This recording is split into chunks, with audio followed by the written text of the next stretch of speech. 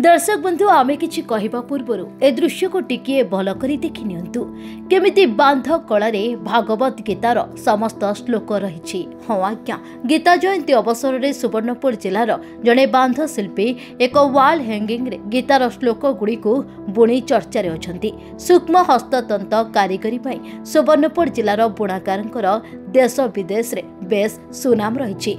सेहीपरि बांध शिल्पी जनक हेउछंती सोनपुर सहरर प्रफुल्ल मेहर। Wall hanging रे guitar समस्त श्लोक बुणी एबेसी चर्चा चली। गीता जयंती रे गीता पाठ, ब्राह्मण वेद उच्चारण रे कंपुची परिवेश, हस्ततंत्र माटी सुवर्णपुर जिलार तंत्रशिल्पी माने सबुबेले किछि नुआ नुआ करिवार प्रचेष्टा करंती।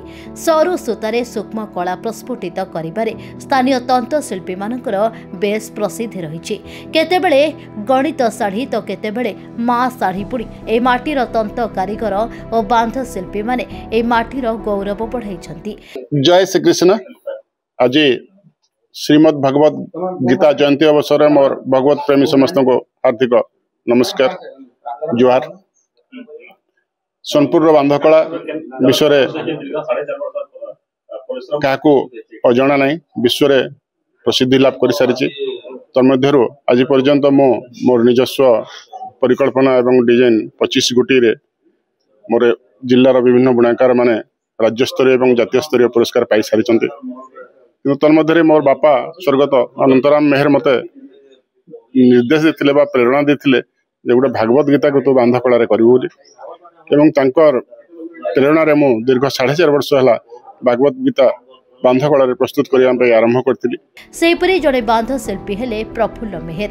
प्रफुल्लंक बापा स्वर्गत अंतराम जड़े भागवत प्रेमी थिबारु आज पवित्र भागवत जयंती दिवस रे 14.3 मीटर लंबर एक वाल हैंगिंग रे भागवत 18 अध्याय को नहीं संस्कृत भाषा रे ए वाल हैंगिंग टी तैयारी होईची।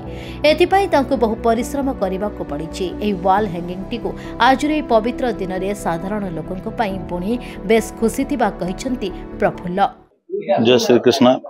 आज गीता जयंती उपलक्षे जन आवर्तन तैयारी होईजे हमर भागवत गीता उपरे 108 अध्याय सेटा निहाते बुणाकार मानक पक्षरे गोटे बड़ जिनसटे बहुत बड़ उपलब्धि जेनटा के सारा भारत काना सारा पृथ्वी रे एंती जिनस तैयारी भाली के गोटे चिंता नहीं कर दिले। आ सेटा मोर गुरु प्रफुल्ल कुमार मेहर आज तैयारी करी देखै दिचन बहुत लोकंकर सहयोग रे तांकर प्रेरणा तो आज्ञा आमे बहुत रे बुणाकार राज्य स्तर एवं केंद्र स्तर रे भी आमे पुरस्कृत हो सारिचु। आज एक पवित्र गीता जयंती दिवस रे ए वाल हैंगिंग टी रे गीतार 18 अध्यायर 700 श्लोक को खूब सुंदर भावरे बुणा जाइछि।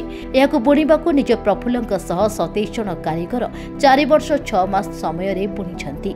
प्रफुल्ल जिलार वीरमहाराजपुर अंचलर एक बुणाकार परिवार रे जन्मित होई पिला बेलो निजर कौलिक वृत्ति बांध कला प्रति बेस आग्रह रहितला। पाठपढ़ा सरिबा परे से राज्य बयन हस्ततंत्र विभाग रे चाकरी करथिले।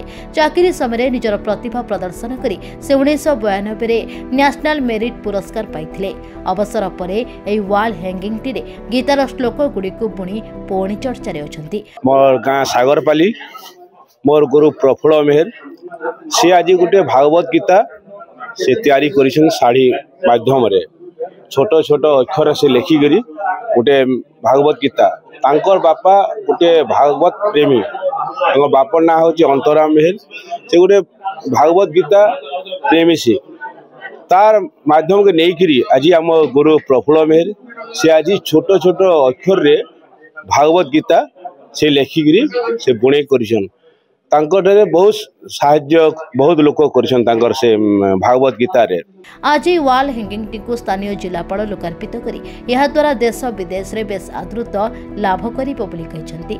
दर्शक बंधु विभिन्न समय चर्चा रे रहे जिलार बांध शिल्पी कला कारीगर एबे मध्य ए वाल हैंगिंग बेस आदृत हेबो बोली समस्त आशा करिसंती। सहित 18 अष्टादश अध्याय सब जाक सेठी स्थानित करी गोटे संपूर्ण भाव में संबलपुरी वस्त्र हिंदी अक्षर उद्धार कर गोटे आम बर्तमान विस्मय आम केवल नुह बोधे पृथ्वी भी गोटे विस्मय तेणु ये उपलक्षे यहाँ कम कथा नुहे ये उद्यमटा बहुत प्रशंसनीय एवं आमे केमती तार प्रचार प्रसार करि परिबा एवं मु भाबुची या पई बहुत दाबी आसीबो बहुत लोक चाहिबे दे निजे पाखरे रखिबा पई आगामी दिन मान करे। सुवर्णपुर संतोष कुमार मिश्रଙ୍କ रिपोर्ट ओडिशा भास्कर। जातक विचार एवं गृहर वास्तु जनित समस्यार समाधान पाई जोगाजोग करंतु ज्योतिर्विद वास्तुविद श्री मानस चंद्र नायक। जोगाजोग करंतु 9438481748।